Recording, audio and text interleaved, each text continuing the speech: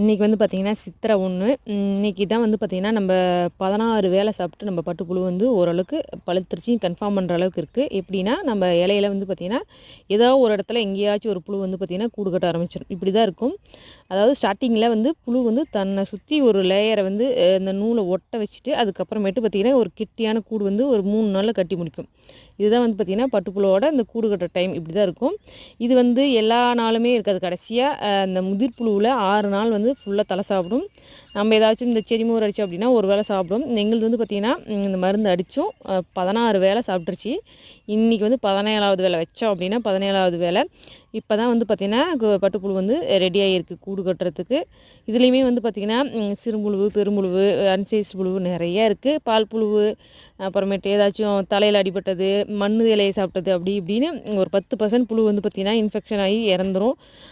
Maximum வந்து பார்த்திங்கன்னா ஒரு 20% வந்து பார்த்திங்கன்னா அந்த வெயில் மழை அந்த டைமில் வந்து நமக்கு வந்து ஈல்டு கொஞ்சம் கம்மியாக தான் கிடைக்கும். அந்தளவுக்கு கொஞ்சம் டவுனாக தான் இருக்கும். பட்டுப்புழு கூடு கட்டுறதுக்கு மேலே வைக்கிற வலைக்கெல்லாம் வந்து பார்த்திங்கன்னா நேரங்காலம் இல்லை நைட்டு 10 மணிக்கு பழுத்துருந்தாலும் வலை வச்சே ஆகணும். காலையில் 10 மணி 12 மணி எந்த டைமாக இருந்தாலும் சரி பட்டுப்புழு பழுத்துருச்சு அப்படிங்கும்போது கண்டிப்பாக நம்ம அந்த நெற்றிக்காய் வலைங்கிறத மேலே வச்சே ஆகணும். நம்ம வைக்காம விட்டுறலாம் அப்படின்னு அசால்ட்டாக இருந்திருந்தால் அது பாட்டில் வந்து அந்த குச்சி இருக்கு இல்லைங்களா, அடிக்குச்சி அதில் போய் கட்டிடும்.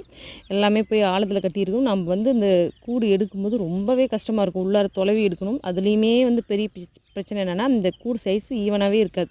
நம்ம வலை வைக்கிறோன்னா வலையில் இருக்கிற குளவு ஒரே மாதிரி இருக்குங்க. அதனால் வந்து ஓரளவுக்கு ஈவனாக வந்துடும். புழுவோட சைஸு அந்த மாதிரி கூடு இருக்கும். ஆனால் குச்சிக்குள்ளே கட்டுற கூடு என்றைக்குமே அன்ஈவனாக தான் இருக்கும்.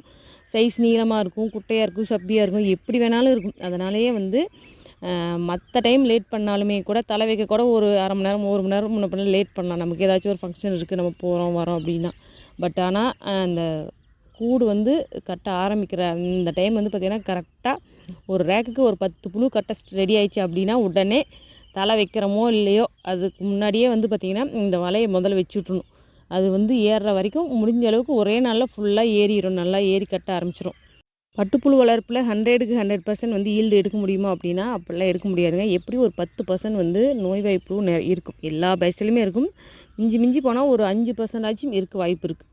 ஒன்று சிறுமுழுவாக போய் இறந்துரும், இல்லைன்னா வந்து ஏதாவது இந்த பால் புழு மாதிரி வந்து இறந்துரும். இல்லை அப்படின்னா ஏதாச்சும் அடிபடுறது, மண் தலை சாப்பிட்றது அப்படிங்கிற மாதிரி ஜீரண கோளாறு மாதிரி வந்து வாயில் தண்ணியாட்ட விட்டு இறந்துடும். இந்த மாதிரி எப்படியும் ஒரு 10% ஆச்சும் வந்து பார்த்திங்கன்னா இதில் வந்து டேமேஜ் வேஸ்ட் இருக்கும்.